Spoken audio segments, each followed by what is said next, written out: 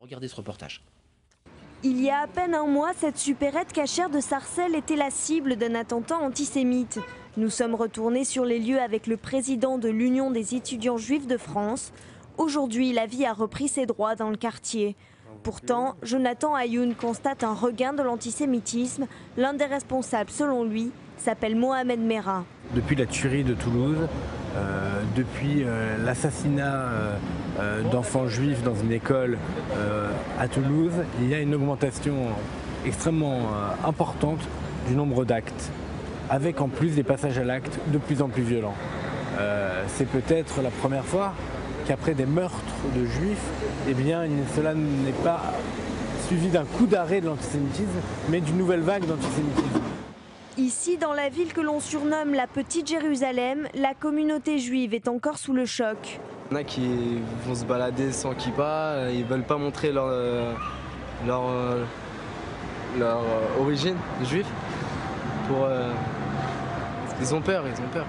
Moi de base j'avais envie de partir, j'avais envie de retourner en Israël et là je vais bientôt prendre mon billet pour partir parce que en ce moment il y a beaucoup de problèmes en France. L'Alia ou la montée en Israël, l'ultime recours pour ces jeunes en proie à un sentiment d'insécurité. Pour tenter de trouver des explications à cette recrudescence de l'antisémitisme en France, nous avons rendez-vous avec deux responsables de la communauté juive au cœur même de la synagogue de Sarcelles.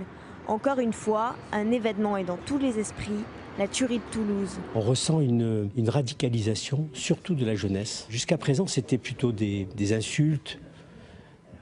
Mais de mon point de vue, l'affaire Merah a ouvert la boîte à Pandore, quoi. C'est-à-dire qu'aujourd'hui, on se permet des choses qu'on ne se permettait pas auparavant. Et c'est encore une fois le nom de Mohamed Merah qui revient quand nous interrogeons le rabbin de Sarcelles. Moi, je me suis retrouvé dans la rue après l'affaire Merah. Les gens, ils me disaient vive Merah, vive Merah. Je suis parti les voir et je leur ai dit mais vous vous rendez compte que vous faites l'apogée d'un criminel qui a tué des enfants. Malgré tout, les responsables religieux refusent de voir la communauté se renfermer sur elle-même et prônent le dialogue entre les religions. Il ne faut pas qu'après un événement, eh bien, il y a eu beaucoup de police, il y a eu beaucoup des arrestations, etc. Mais il faut travailler maintenant. Il faut se dire que le travail de demain, c'est essayer de renouer des liens. Et on a fait un Grenelle de l'environnement, il faut faire un Grenelle de la laïcité, un Grenelle des religions. L'État doit essayer de voir comment il peut rendre compatible la pratique religieuse avec les lois de la République.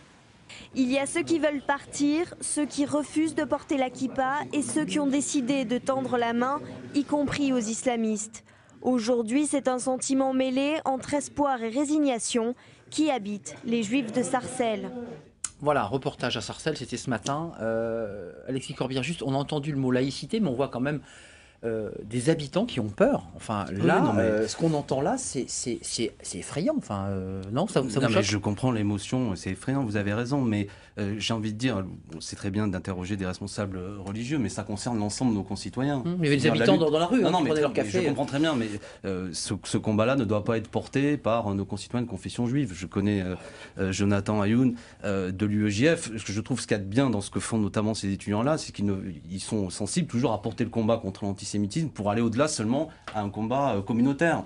Et c'est important cette affaire-là. La lutte contre l'antisémitisme ne doit pas concerner uniquement les Juifs de France. Mais ceci dit, je termine là-dessus. Non, mais je sais qu'on est... Mais il faut le dire concrètement. Enfin, il faut le mettre en œuvre. Moi, quand il est dit notamment réaffirmer la laïcité, bien compris. C'est pour ça que j'en veux beaucoup, moi, à l'extrême droite. Le principal émetteur qui déforme ce mot aujourd'hui. On a entendu islam radical. Et qui fait... Mais je termine sur cette idée-là.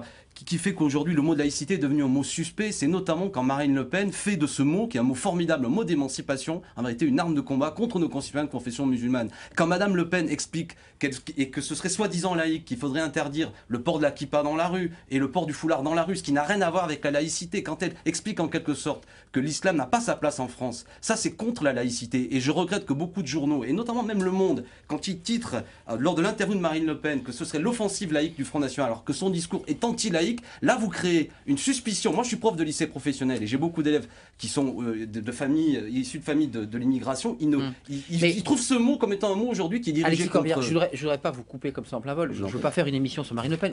Là, ma question était simple tout à l'heure. Est-ce que ce soir, vous dites qu'il y a un islamisme radical? Pourquoi j'en parle? Non, mais je vous pose une question concrète. Je veux juste une réponse. Et je veux que vous me répondiez. Est-ce que ce soir, vous considérez qu'une partie de l'islamisme dit radical, salafiste, djihadiste, est antisémite? Mais sans doute. Non, mais voilà.